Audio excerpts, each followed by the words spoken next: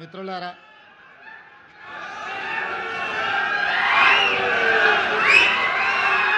ఈరోజు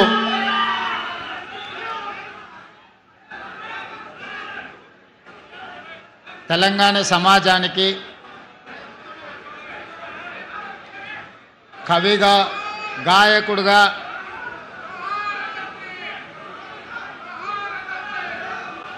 తెలంగాణ ఉద్యమకారుడుగా పరిచయం ఉన్న నాకు ఆత్మ బంధువైన అందశ్రీ గారి జయంతి కార్యక్రమంలో వారి స్మృతివన పనుల ప్రారంభోత్సవ కార్యక్రమాన్ని ఏర్పాటు చేసి మిత్రులు, మంత్రివర్గ సభ్యులు అట్లూరు లక్ష్మణ్ గారు, నాతో పాటు ఉప ముఖ్యమంత్రి వర్యులు బట్టి విక్రమార్క గారిని, రంగారెడ్డి జిల్లా ఇన్ఛార్జ్ మంత్రివర్గ సభ్యులు మిత్రులు శ్రీధర్ బాబు గారిని, హైదరాబాదు నగర ఇన్ఛార్జ్ మంత్రివర్గ సభ్యులు పొన్నం ప్రభాకర్ గారిని,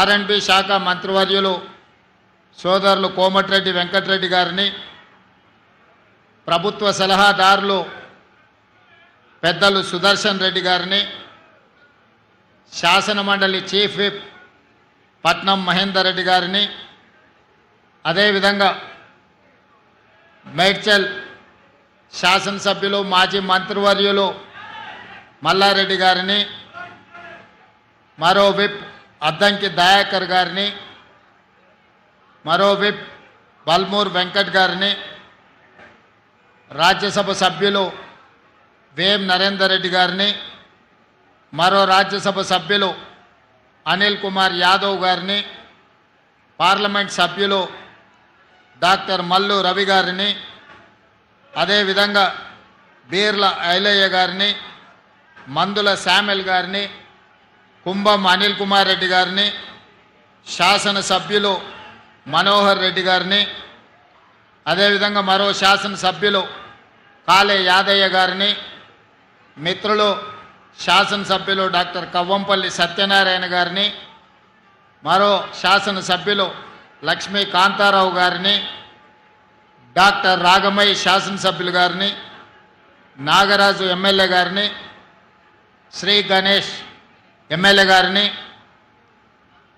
నా ఆప్తమిత్రులు, ఆత్మీయ బంధువు అందశ్రీ కుటుంబాన్ని, వారి అభిమానులందరినీ ఆహ్వానించి వారి జయంతి కార్యక్రమాన్ని మనందరం చిరకాలం గుర్తు చేసుకునే విధంగా ఏర్పాటు చేసినందుకు మనస్ఫూర్తిగా మిత్రులు, మంత్రివర్గ సభ్యులు అట్లూరు లక్ష్మణ్ గారిని నేను అభినందిస్తున్నా.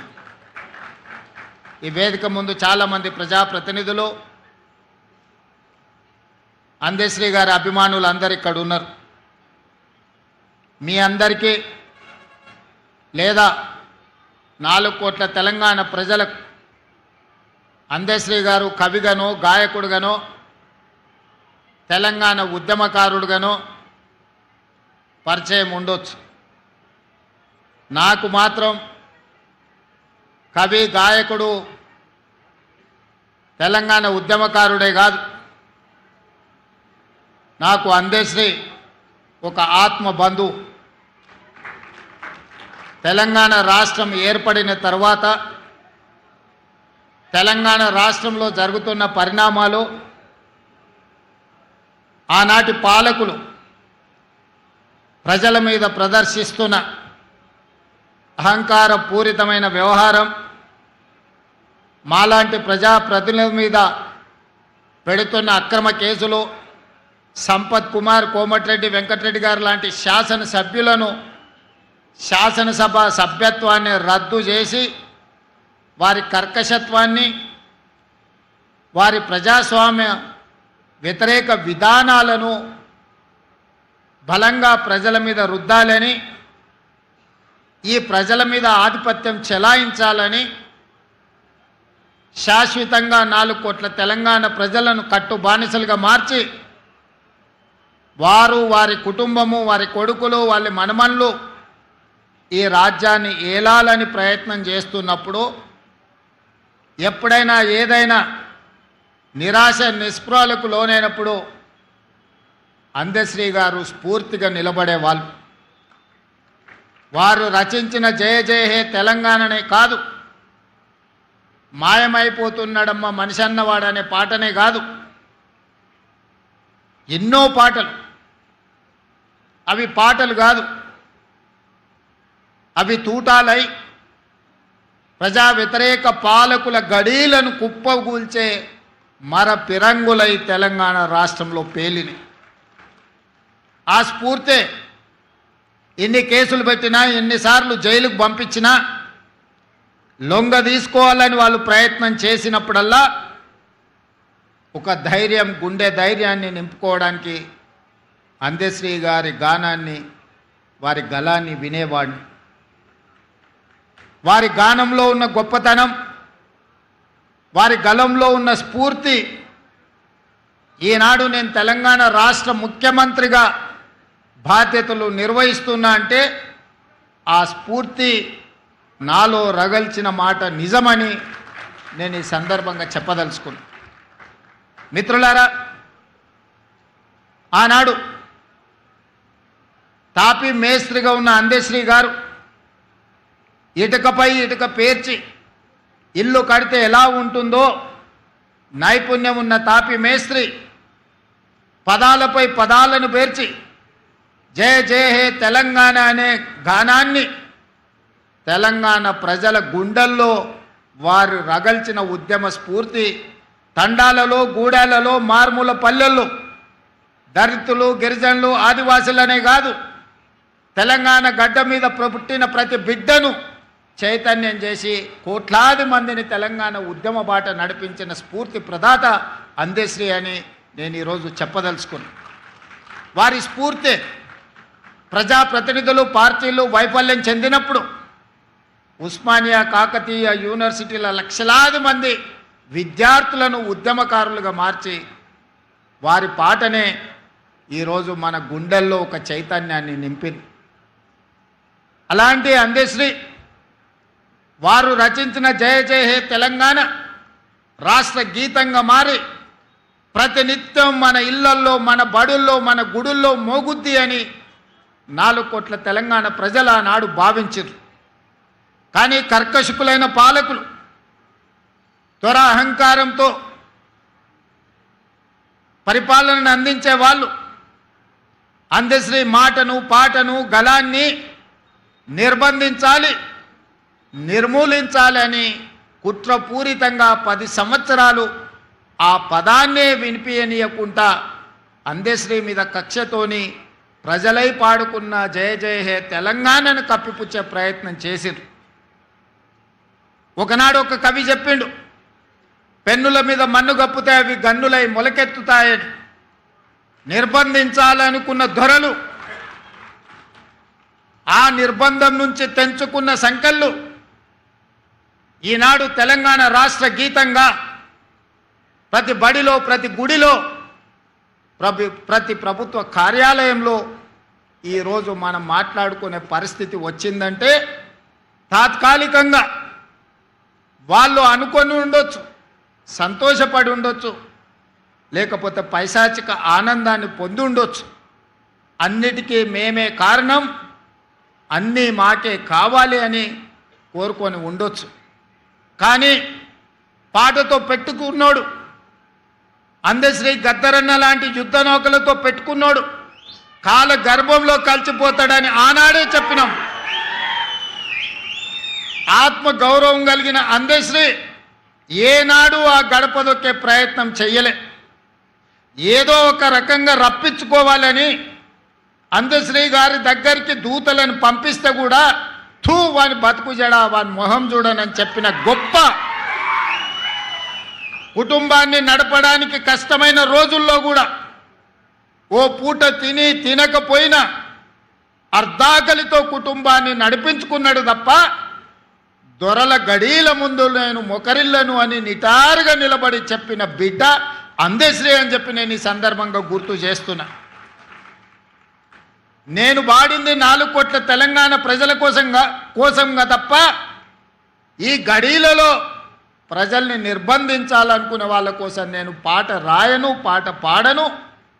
అలాంటి వాళ్లకు చరిత్ర ఖచ్చితంగా గుణపాఠం చెప్పుతుంది అని చెప్పి అందశ్రీ గారు ఎన్నోసార్లు నాతో మాట్లాడడం జరిగింది.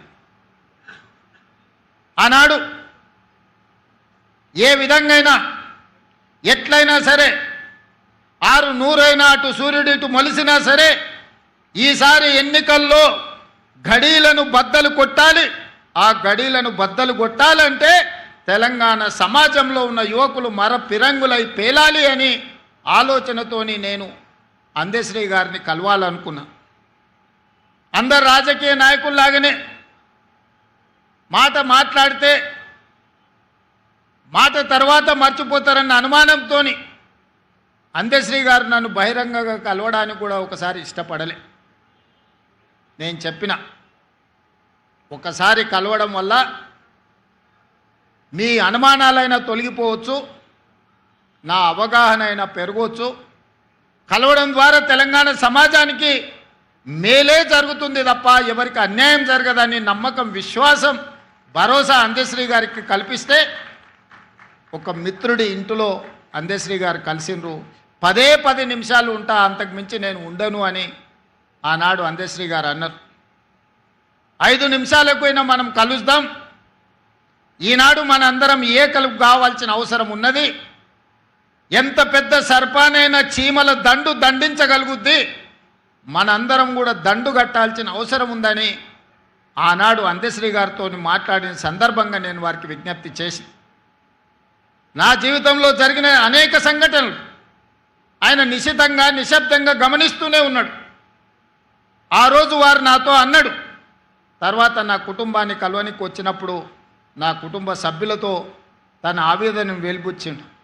బిడ్డ, నేను చూస్తూనే ఉన్నా నిశ్శబ్దంగా, రాడా ఎవడన్నా ఈ దుర్మార్గుణ్ణి నేల కూల్చడానికి అని ఆ రోజు నేను అనుకున్నా. ఈరోజు నా రేవంతుడు నాకు ఆ నమ్మకం కలిగించిన, అందుకే నీ ఇంటి గడప తొక్కినా అని నా ఇంటికి వచ్చినప్పుడు నా కుటుంబ సభ్యులతోని అందశ్రీ అన్న మాటలు, ఆ మాటతో అందశ్రీ కవి, గాయకుడు, తెలంగాణ ఉద్యమకారుడు నాకు ఆత్మ బంధువుగా మారిండు. నా కుటుంబంలో పెద్దన్నగా నేను అందశ్రీ గారిని ఆమోదించిన. మేము 7 మంది అన్నదమ్ముళ్ళం, నేను 4వ వాడిని. మా పెద్దన్ననే నాకు స్ఫూర్తి. ఈరోజు ఈ స్థాయికి రావాలని, ఒక స్థాయిలో ఉండాలని ఎన్నో కలలు మా అన్న నాడు అన్నాడు. నేను ఎదుగుతున్న క్రమంలో మా అన్నను కోల్పోయినా. ఆ తర్వాత నాకు కనిపించిన పెద్దన్న అందశ్రీ అని చెప్పి నేను ఈ సందర్భంగా చెప్పదలుచుకున్నా. అలాంటి అందశ్రీని, తెలంగాణ ప్రజలకు స్ఫూర్తినిచ్చిన అందశ్రీని ఆనాటి ప్రభుత్వం ఎంత నిర్లక్ష్యం చేసిందో మనం చూసినాం. గద్దరన్న గురించి నేను చెప్పాల్సిన అవసరమే లేదు. గద్దరన్న వెళ్తే ప్రజాభవన్ ఈనాడు, ఆనాడు దొరల గడీల గేటు ముందల ఎర్రటెండలో గంటల కొద్ది కూర్చోబెట్టినప్పుడు తెలంగాణ ప్రజల యొక్క గుండె తరుక్కుపోయింది. ఇంత దుర్మార్గం, ఇంత కర్కశత్వం పరాయివాడి పాలనలో కూడా ఇంత అవమానం జరగలేదు. గద్దరన్నను ఎర్రటెండకు కూర్చోబెట్టిన వాడిని శాశ్వతంగా ఫామ్ హౌస్లో బంధించాలని ఆనాడే ప్రజలు నిర్ణయించారు. ఏ రోజైతే అందశ్రీ గలాన్ని నిర్బంధించాలనుకున్నాడో, ఏ రోజైతే గద్దరన్నను అవమానించిండో ఆనాడే తెలంగాణ 4 కోట్ల ప్రజలు నిర్ణయించుకున్నారు. ఇక సమయం ఆసన్నమైంది, గడీలను బద్దలు కొట్టాల్సిందే అని నిర్ణయించుకొని లక్షలాది మంది రోడ్ల మీదకి వచ్చి ఈనాడు ఆ దొరల గడీలను బద్దలు కొట్టి ప్రజాపాలనను తీసుకొచ్చి ఇక్కడ కూర్చోబెట్టారు. ఆ ప్రజాపాలననే డిసెంబర్ 7, 2023 నాడు బాధ్యత తీసుకుంటే జూన్ 2, 2024 నాడు రాష్ట్ర అవతరణ దినోత్సవం రోజు తెలంగాణ జాతికి జయ జయ హే గలాన్ని అంకితం చేసినప్పుడు అందశ్రీ గారి భావోద్వేగం పరేడ్ గ్రౌండ్లో వారి కళ్ళల్లోనే చూడాలి. నేను చెబితే మాటలు సరిపోవు. వారి భావోద్వేగం నిజంగా ఆనాడు అందశ్రీ గారి భావోద్వేగం ఇంకో తరాన్ని, ఇంకో రాష్ట్రాన్ని సాధించడంత స్ఫూర్తినిచ్చే గొప్ప భావోద్వేగం. అందుకే మిత్రులారా, ఈనాడు ఈ ప్రభుత్వం ఒక అందశ్రీని, ఒక గద్దరన్నను శ్రీమతి సోనియా గాంధీ గారి స్ఫూర్తితోటి ఈ ప్రభుత్వాన్ని మేము నడిపిస్తున్నాం. ఈనాడు నా సహచర మంత్రివర్గ సభ్యులు ఎన్నికల సమయంలో ఇచ్చిన హామీలను, ప్రజల అవసరాలను, ఆర్థిక ఇబ్బందులున్నా ఒకటొకటిగా పరిష్కరించుకుంటూ కుటుంబాన్ని చక్కదిద్దే ప్రయత్నం చేస్తున్నారు. రోజుకు 16-18 గంటలు ఈరోజు సహచర మంత్రివర్గ సభ్యులు ఈరోజు ప్రజలకు అందుబాటులో ఉండి పనులు చేస్తున్నారు. ఇవాళ మేకతోలు కప్పుకున్న తొడేలు ఈరోజు బయటికి వచ్చింది. మేకతోలు కప్పుకున్న తొడేలు ఈనాడు మాట్లాడుతుంది. కేసీఆర్ గారు నోటిఫికేషన్లు ఇస్తే రేవంత్ రెడ్డి ఉద్యోగాలు ఇచ్చిండని. నేను అడగదలుచుకున్న ఈ తొడేళ్ల గుంపును, ఆనాడు నీ చెల్లిని నిజామాబాద్ పార్లమెంటు ఎన్నికల్లో బండకేసి కొడితే 6 నెలలు తిరగకుందే శాసన మండలికి ఉద్యోగాన్ని ఇచ్చి పంపించింది కదా. నీ బంధువు వినోద్ కుమార్ని పార్లమెంటులో గోతి తీసి పాతి పెడితే కరీంనగర్ ప్రజలు ప్లానింగ్ కమిషన్ వైస్ చైర్మన్గా 3 నెలల్లోనే ఉద్యోగం ఇచ్చిండ్రు కదా. మీ బంధువులైన హరీష్ రావు గారికో, కేటీఆర్కో, లేకపోతే దయాకర్ రావుకో ఇలా చెప్పుకుంటూ వెళ్తే 100 మంది నీ బంధువులకు ఒక్కరోజు ఖాళీ ఉండకుండా ఉద్యోగాలు, మంత్రి పదవులు ఇచ్చినావు కదా. నువ్వు పదవులు అనుభవించినావు కదా. 1 గంట కూడా ఆలస్యం చేయకుండా నీ కోసం, నీ కుటుంబం కోసం, నీ బంధువుల కోసం పడ్డ తాపత్రయంలో తెలంగాణ ఉద్యమమే ఉద్యోగాల జాతర. ఆ ఉద్యోగాల గురించి ఒక్కరోజైనా ఆలోచన చేసినవా? టీచర్ల నియామకాలు చేపట్టినవా? పోలీసు నియామకాలు చేపట్టినవా? డాక్టర్లు, నర్సుల నియామకాలు చేపట్టినవా? లేకపోతే ఇంజనీర్ల నియామకాలు చేపట్టినవా? గ్రూప్ 4, గ్రూప్ 3, గ్రూప్ 2, గ్రూప్ 1 పరీక్షలు ఏవైనా నిర్వహించి నువ్వు ఉద్యోగ నియామకాలు చేపట్టినవా?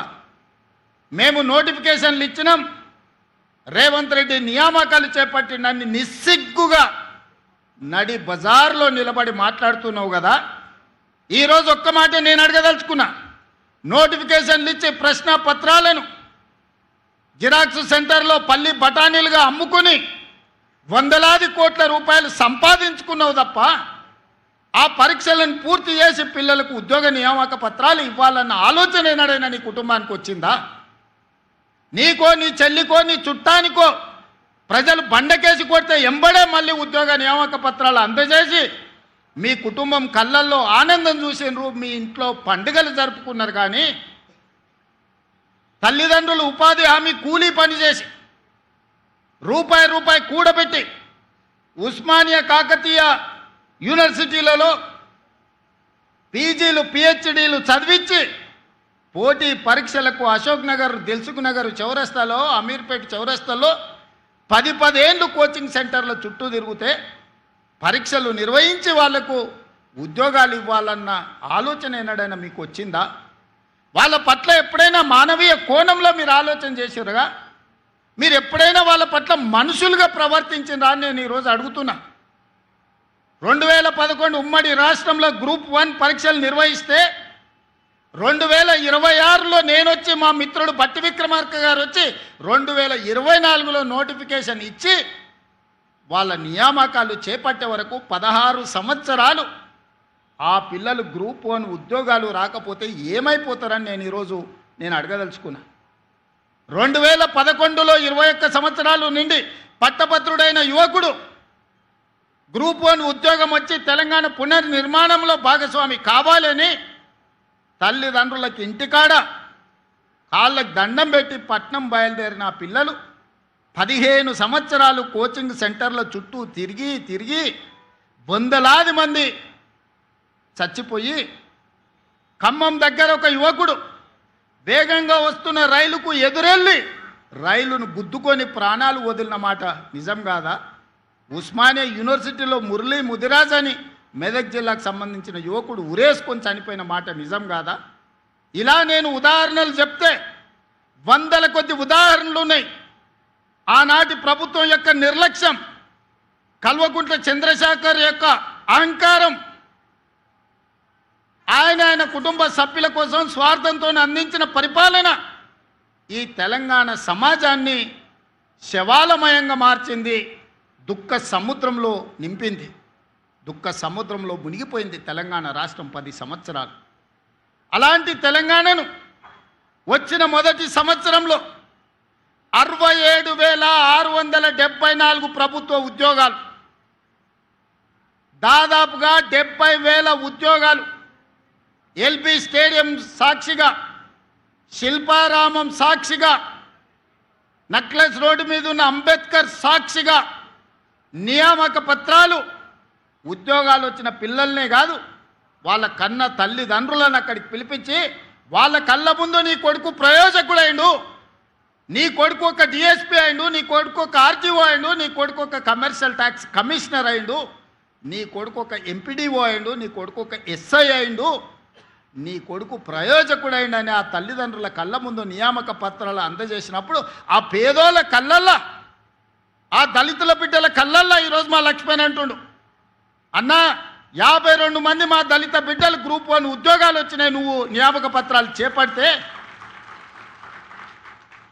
నేను నీ మంత్రివర్గంలో ఉండడం నా జన్మ ధన్యమైంది, మా పిల్లలకు న్యాయం జరిగిందని మిత్రుడు ఈరోజు చెబుతున్నప్పుడు ఒక ముఖ్యమంత్రిగా నాకు ఇంతకంటే సంతోషం ఏముంటుందని నేను అడుగుతున్నా. నేను ఇవాళ ఇక్కడి నుంచి వేదిక మీద నుంచి చిల్లర మాటలు మాట్లాడి చిచోరగా తిరిగే నాయకులమని చెప్పుకునే వాళ్ళని సూటిగా అడుగుతున్నా. 10 సంవత్సరాలు నువ్వు నోటిఫికేషన్లు ఇస్తే నియామక పత్రాలు చేపట్టలేదు కదా, సంవత్సరం తిరిగే లోపల 70,000 ఉద్యోగాలు మేమెట్లా చేపట్టినాము?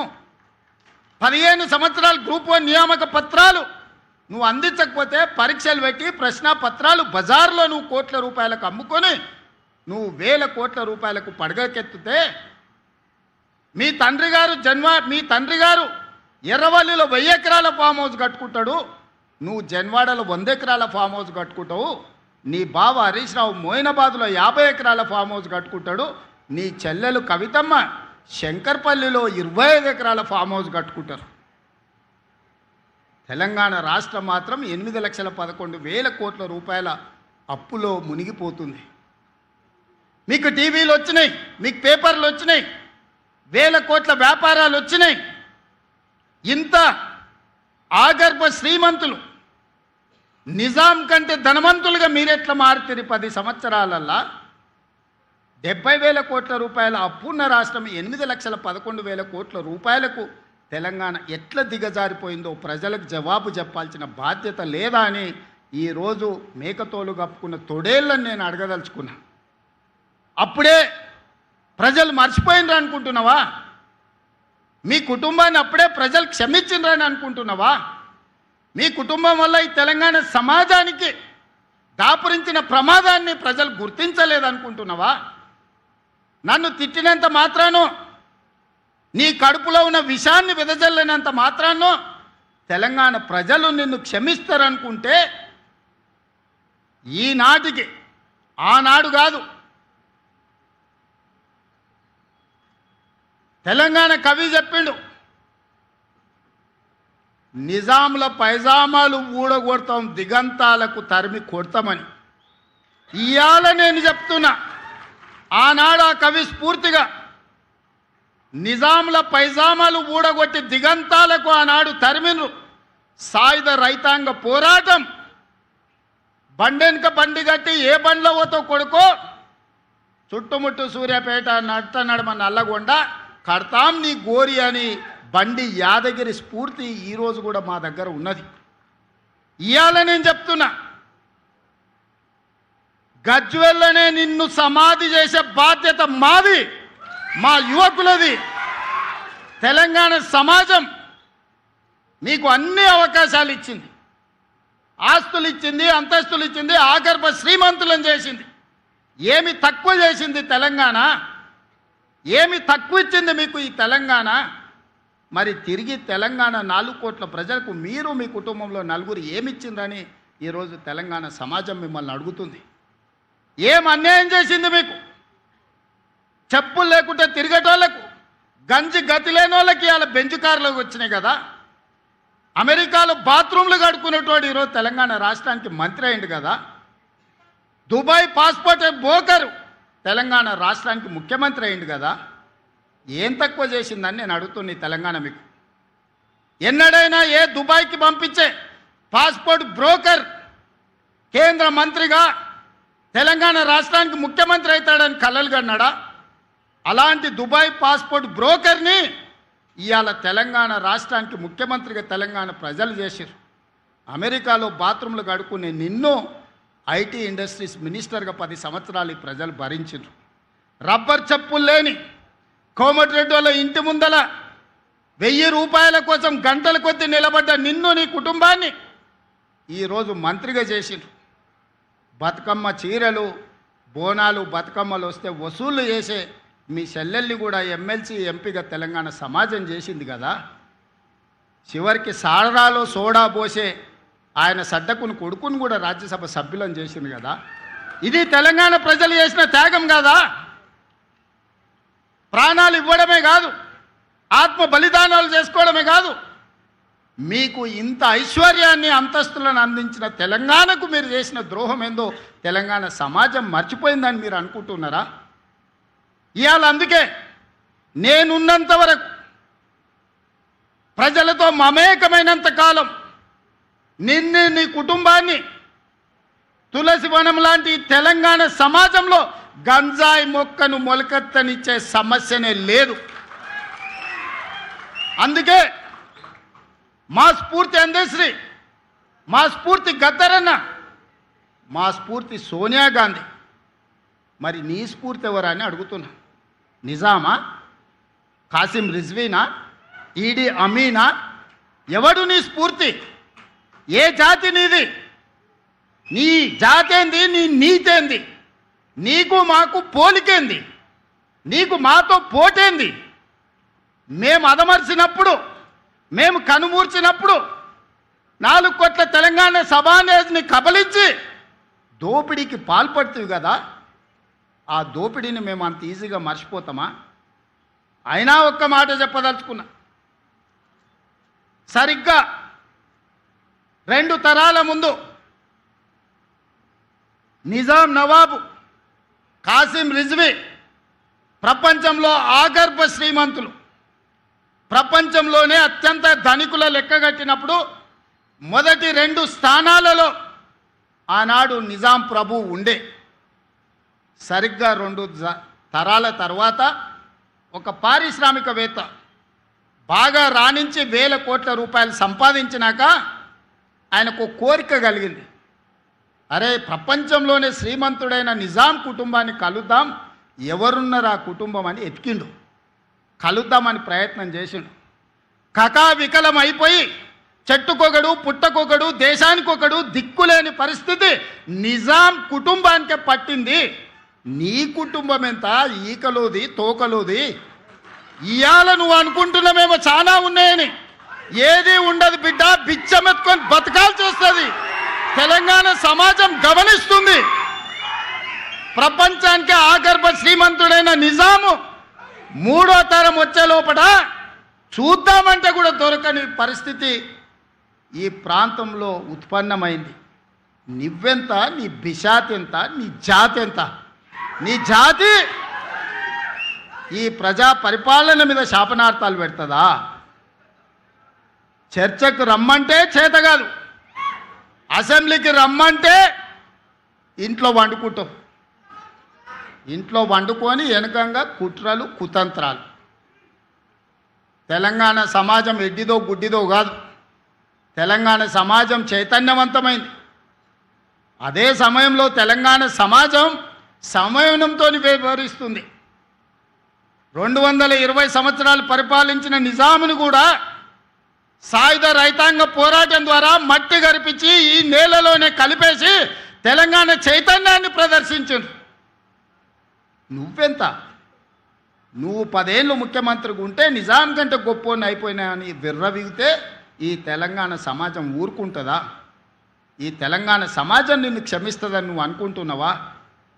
అందుకే మిత్రులారా, ఈనాడు అందశ్రీ అనేవాడు ఆధిపత్యం తెలంగాణ మీద ప్రదర్శించాలనుకున్నప్పుడు, ఈ తెలంగాణని ఆక్రమించుకొని ఈ తెలంగాణను దోసుకోవాలనుకున్నప్పుడు ఏ తరమైన అందశ్రీ మళ్ళీ పుడతాడు. ఆ అందశ్రీ స్ఫూర్తి మన గుండెల్లో ఉంటుంది. ఎవడు ఈ తెలంగాణను చెరబట్టలేడు. ఎవడు శాశ్వతంగా ఈ తెలంగాణను దోచుకున్నని వికటట్టహాసం చెయ్యలేడు.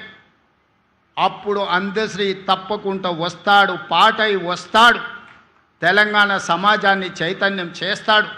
ఒక స్ఫూర్తి ప్రదాతగా అందశ్రీ ఉంటాడు. అందశ్రీ స్ఫూర్తి మా ప్రభుత్వానికి, మా పాలనకు శ్రీరామ రక్ష. ఈరోజు కూడా గుండె మీద చెయ్యేసుకుని ధైర్యంగా నేను చెప్పగలను, అందశ్రీ గద్దర్ స్ఫూర్తి మా పరిపాలనలో ఉంది. మాట కోసం నేను ఈ మాట చెప్పట్లేదు, నిజమైన స్ఫూర్తిని తీసుకొని ఈరోజు పరిపాలన అందిస్తున్నా. 60 రోజుల్లో 11,000 టీచర్ ఉద్యోగాలను నోటిఫికేషన్ నుంచి ఉద్యోగ నియామక పత్రాల వరకు నిరుద్యోగ యువకులకు అందించినాం. ఈనాడు నిరుద్యోగ యువకులకు నేను విజ్ఞప్తి చేస్తున్నా, ప్రతి ఖాళీని భర్తీ చేసే బాధ్యత మీ రేవంత్ అన్నది. మాయగాళ్ళ మౌటలో పడకండి. ఆనాడు కూడా ఇట్లానే 100 రూపాయలు పెట్టి పెట్రోల్ తెచ్చుకున్నారు, 10 పైసలు పెట్టి అగ్గిపెట్టె తెచ్చుకోలే, అగ్గిపెట్టె రావు. ఎవడన్నా పుణ్యాత్ముడు ఆ 10 పైసలు అగ్గిపెట్టె తెచ్చి గీర్నుంటే ఈ తెలంగాణ సమాజానికి బాధనే ఉండేది కాదు.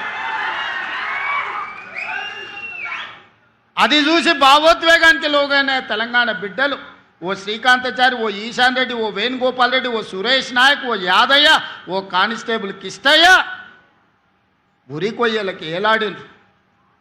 బగబగ వండే నిప్పుల్లో తెలంగాణ కోసం అమర వీరులైనరు. కానీ వాళ్ళ కుటుంబంలో ఒక్కడికైనా ఘోరంత గీతైన పడ్డదా ఆలోచన చేయండి సోదరులారా.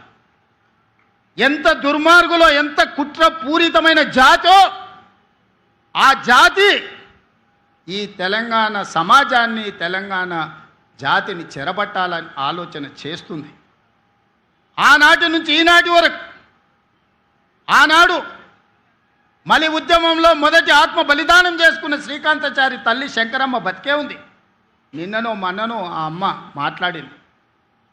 10 ఏళ్ళు ఒక్కరోజైనా గుర్తొచ్చిందా? నీ చెల్లెలు కవితమ్మకు ఎమ్మెల్సీ ఇచ్చినావు, కానీ శంకరమ్మకి ఏమన్నా ఇచ్చినావా? చిన్న ఉద్యోగమైన ఇచ్చినావా? అసలు మనిషిగానన్నా గుర్తించినవా శంకరమ్మను? ఎంత దుఃఖం ఉండింటుంది ఆ తల్లి కడుపులో కొడుకును కోల్పోయినప్పుడు. చెట్టంత కొడుకు చేతికొచ్చి తన భవిష్యత్తు బంగారంగా ఉంటుందని ఆ తల్లి కళ్ళలు కన్నప్పుడు, కాలిన నిప్పులాగా, బగబగ మండుతున్న నిప్పులాగా శవమై ఇంటికి వస్తే ఆ తల్లి దుఃఖం ఒక్కరోజైనా నీకు అర్థమైందా? ఎందుకంటే నీ జాతిలో కానీ నీ కుటుంబంలో కానీ ఎవరికి గీత కూడా పడలేదు, ఎవడు సావలేదు.